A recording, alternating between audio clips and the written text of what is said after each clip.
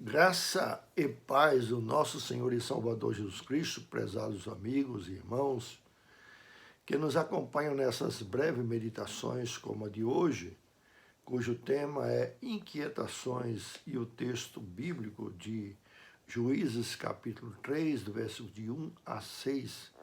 É um texto que tem um aspecto interessante que mostra que Deus prova o seu povo por eles estarem vivendo no meio de um povo pagão, um povo desobediente. Então, todos são provados. Bem, as inquietações são, portanto, coisas, de um certo modo, naturais da vida. E pretendemos, com a nossa breve meditação de hoje, explicar o porquê isso acontece. Não é? Há uma pergunta que todos fazem, não uma, mas muitas vezes na vida. Por que Deus permite tal coisa? Por que Deus permite o mal, por exemplo? Por que Deus permite a enfermidade, e etc, etc. Bom, tem muitas questões que fazem com que o ser humano, as pessoas, mesmo aqueles que são tementes a Deus, façam essas perguntas.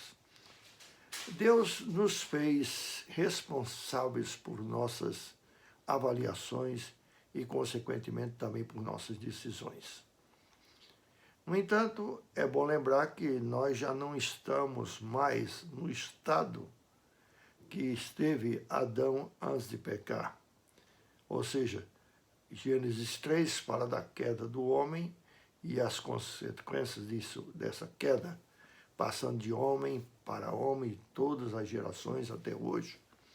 Nós não somos mais inocentes. Nós somos, na verdade, pecadores. E eu costumo dizer, nós não somos pecadores porque pecamos, mas nós pecamos porque somos pecadores. Então, quando os nossos pais, por exemplo, sofreram essa questão da inquietação, foi exatamente logo depois que eles desobedeceram e pecaram. Veja que eles perceberam que estavam despidos, nus, e depois, ao invés de ter privilégio ou sentir prazer em encontrar-se com Deus, como era comum em todas as tardes, não, dessa vez eles tentaram se esconder de Deus, realmente fugiram da presença de Deus, o que mostra que a situação não era mais a mesma. A comunhão realmente estava definitivamente quebrada. Bem, isso gerou, evidentemente, a inquietação. E a inquietação vem passando de geração em geração e não há nenhuma pessoa humana que não sofra desse mal da inquietação.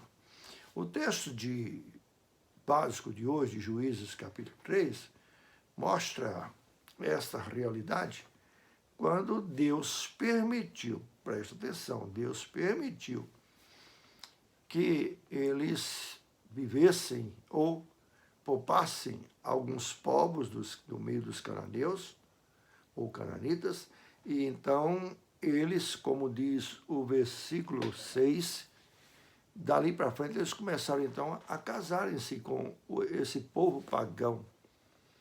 E esse casamento, evidentemente, estava contrariando a vontade de Deus e, consequentemente, gerando ininterruptas inquietações. É o que realmente continua acontecendo. Veja que, se você perceber no livro de Josué, por exemplo, que quando o povo adentrou a terra prometida, a ordem de Deus era a ordem de exterminar os pagãos e não de conviver com eles. Mas abriram a exceção em um determinado momento e dali para frente começaram então a ouvir o clamor dos inimigos que diziam mais ou menos assim: de que serve a gente morto? Mantenha-nos com vida e nós serviremos a vocês. É mais vantajoso. Aí está a questão. Muitas inquietações da vida são geradas exatamente porque nós achamos que é mais vantajoso do jeito que a gente pensa do que do jeito que Deus determinou, do jeito que Deus ordenou. Ah, como a vida tem exemplos mil sobre essas coisas, né? Deus dá orientação à vida na sua santa palavra. Através da oração, o cristão também pode ter essa comunhão mais íntima com Deus e descobrir a vontade de Deus, mas ele, em geral, prefere fazer a sua própria vontade, não a vontade de Deus. E isso, evidentemente, vai gerando as inquietações da vida. Então, no século que nós estamos vivendo, a gente percebe que esse processo de inquietação, esse processo de insatisfação, o processo também de a pessoa ficar mentalmente ou emocionalmente doente, está cada vez mais se avultando, aumentando de um modo extraordinário. Então, não é para menos.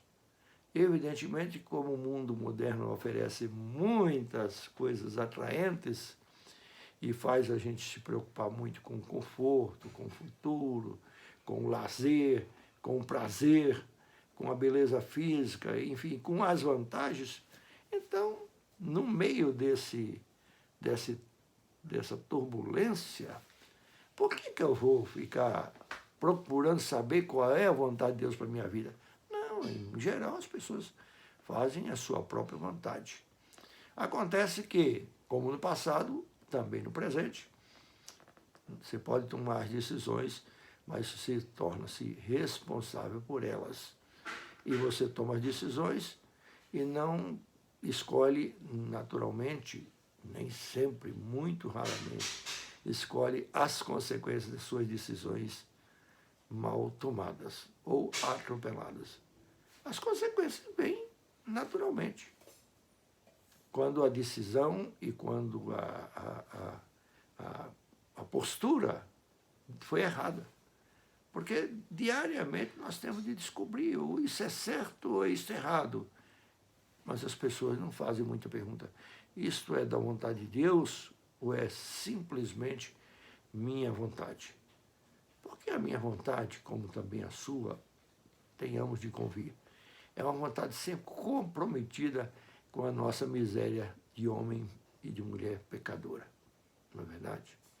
Então, todas as nossas ações e até pensamentos estão jungidos intrinsecamente a essa natureza que nós temos, uma natureza humana, uma natureza decaída.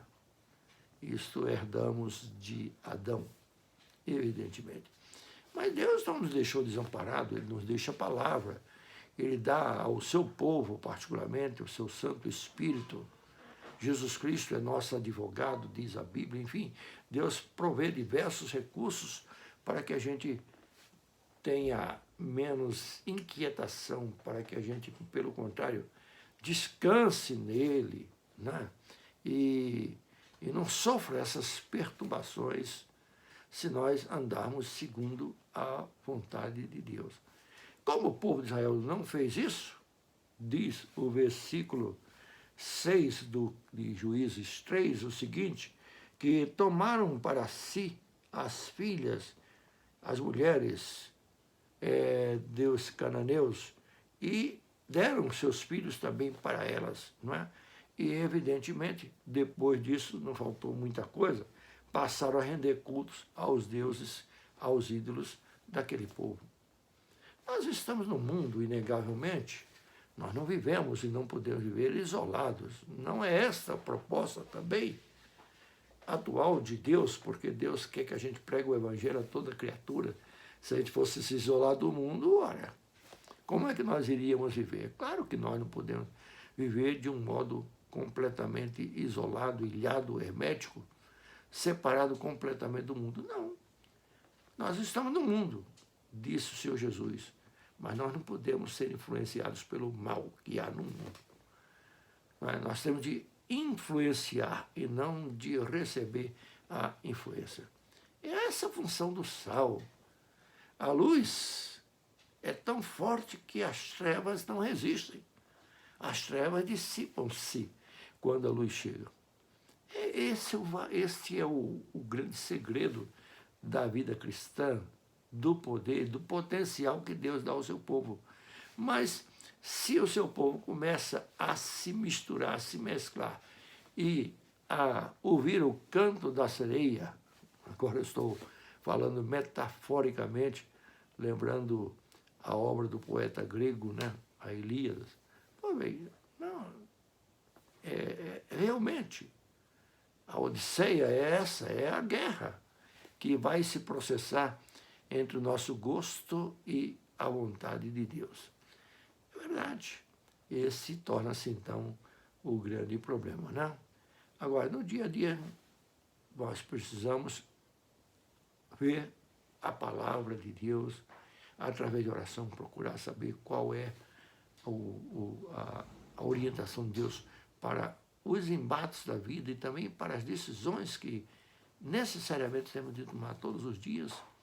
E temos, assim, uma tranquilidade quando a gente obedece a Deus, uma tranquilidade interior, ou seja, uma paz interior. Diz a Bíblia que seja a paz de Cristo o árbitro dos nossos corações. O árbitro é o juiz. Então, quando a gente tem a paz de Cristo, é porque a gente está fazendo a vontade de Deus. Quando a gente está muito inquieto, perturbado, é porque a gente está se afastando da vontade de Deus. Então, eu creio que esse é o caminho que a gente tem de observar, porque a coisa pode parecer muito subjetiva, não é? Quando é que eu vou saber? Bom, afinal de contas, a Bíblia não diz o que é certo e errado em todas as coisas. Não diz, a Bíblia apresenta, não regras, mas a Bíblia apresenta princípios, não é? Ela não vai dizer, se você deve fazer aquilo, se deve comprar aquilo outro, se você deve casar-se com fulano ou com ciclano. Não, a Bíblia não vai dizer isso naturalmente e objetivamente direto para você. Mas quem tem o Espírito Santo de Deus e tem a palavra de Deus, pode discernir qual é a vontade de Deus. E quando a gente pratica e segue a vontade de Deus, realmente não há perturbação. Do contrário, a vida fica perturbada. Que a graça do Senhor Jesus Cristo, o amor de Deus, seja com todos nós. Em nome de Jesus. Amém.